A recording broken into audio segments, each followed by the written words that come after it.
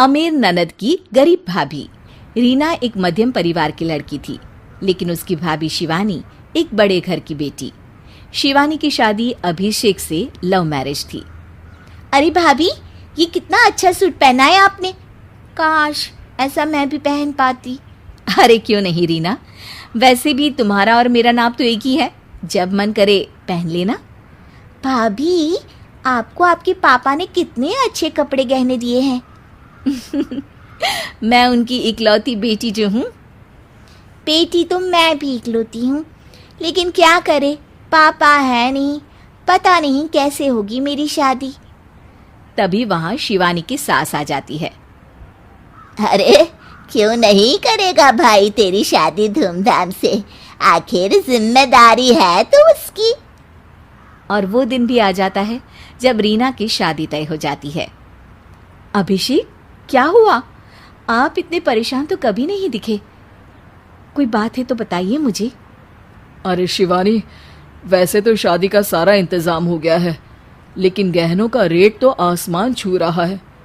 कैसे क्या करूं, कुछ समझ में ही नहीं आ रहा। थोड़ी देर में शिवानी अपने पूरे गहने अभिषेक के सामने रख देती है। ये लीजिए, गहनों का इंतजाम भी हो गया। अरे नहीं नहीं शिवानी, मैं ये गहने किसी हालत में भी नहीं ले सकता। ये तुम्हारे पिता ने तुम्हें दिया था, और तुम हो कि। तभी वहां सास आ जाती है। अरे तो क्या हुआ, इसकी तो हो गई ना शादी, अब किसे दिखाने हैं इसने गहने। सास गहनों का डिब्बा शिवानी के हाथ से लेकर वहां से चली जाती है। रीना की शादी धूमधाम से होती है और अब वो बड़े घर की बहू बन जाती है। वहीं रीना की शादी के बाद शिवानी और अभिषेक उसकी शादी के कर्जों से डूब जाते हैं। मैं सोच रही हूँ नौकरी करनी शुरू कर दूँ, वैसे भी पढ़ी लिखी हूँ, आपकी थोड़ी मदद भी हो जाएगी। वैसे शिवानी, कुछ दिन कर लो तो अच्छा ही होगा, क्योंकि ज़रूरत भी है। अब शिवानी भी नौकरी करने लगती है और घर खर्चे में अभिषेक का हाथ बटाती है। एक दिन शिवानी, रीना का फोन आया था, कह रही थी कि आने वाले त्योहार में उसके ससुराल जाना है। ठीक है माँ। अरे ठीक तो है, लेकिन एक काम कर लेना, उसके सास ससुर से लेकर पूरे खानदान के कपड़े मिठाइयाँ सब ले आना, और हो सके तो रीना के लिए छोटे से कान में पहनने के बूंदे भी।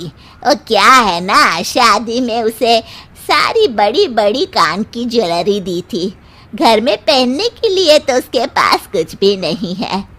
शिवानी सोच में पड़ जाती है कि वो क्या करे, क्योंकि कर्जों और घर के खर्चों के बाद तो पैसे बचते ही नहीं थे। शिवानी फिर अपने पिता को फोन करती है और उनसे पैसे मांगती है। देखो शिवानी, मैंने तुम्हें शादी के वक्त ही मना किया था कि ऐसे घर में शादी करनी ही नहीं चाहिए। अरे अभिषेक को शर्म आनी चाहिए जो ससुराल से पैसे मंगवा रहा है। शिवानी को पिता की बात पर गुस्सा आ जाता है।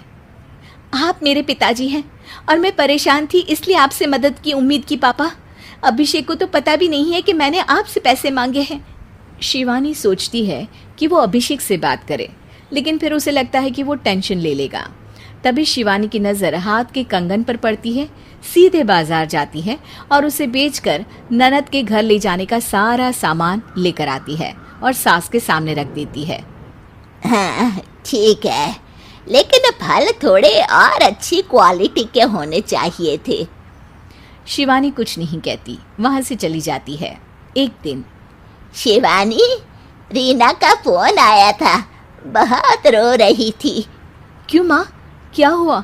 सब ठीक तो है ना उसके ससुराल में? अरे तूने तो उसकी नाक ही कटवा दी। अब मैंने क्या कर दिया माँ? कह रही थी कि बड़े घर की बहू है भाभी, जो कपड़े दिए वो ब्रांडेड भी नहीं थे। तू तो जानती है ना उन लोगों का पहनावा कितना अच्छा है। तू तो मेरी बेटी का भला कभी सोचती नहीं।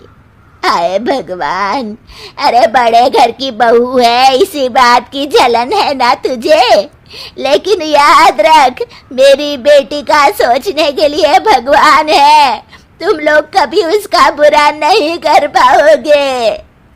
अब शिवानी के मन में सवाल था कि क्या ईश्वर सिर्फ रीना के साथ है, उसके साथ नहीं। लेकिन उसे सुकून था कि वो अभिषेक के साथ उसकी जिम्मेदारियों को निभाने में बराबरी की हकदार है। शिवानी वहां से चली जाती है। वो सास से कुछ नहीं कहती, क्योंकि अमीर घर की बहू बनकर रीना को भले ही सुकून ना हो, लेकिन गरीब घर की बहू बनकर शिवानी खुश है, क्योंकि खुशी पैसों से नहीं परिस्थितियों पर निर्भर करती है।